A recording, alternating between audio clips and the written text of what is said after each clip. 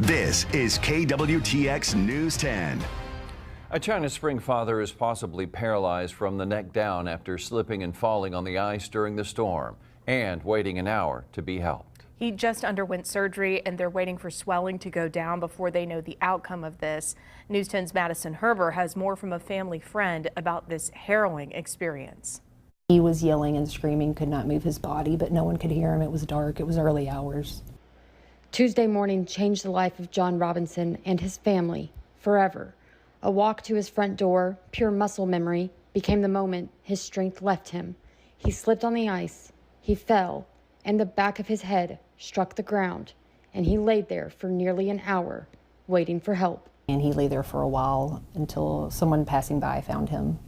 He had hypothermia, and there's a lot of damage to the spinal cord. John is described as a hard worker, a true family man, and a devout community member to China Spring for more than 30 years. He is the head household, and this is really affecting them financially, him being out. So he's a great guy. He does so much for others. Wednesday morning, he underwent a 4-hour surgery in hopes that one day John will walk again. Removed the 3 to 5 on the cervical vertebrae. They had to remove it and put in replacements. But it's a waiting game until the swelling in his neck goes down to really know what his future will hold.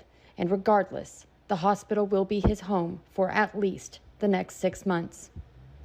It's a lot on him. As soon as I saw him, I held his hand, and he just started crying, and I started crying, and I just let him know we were going to get through this.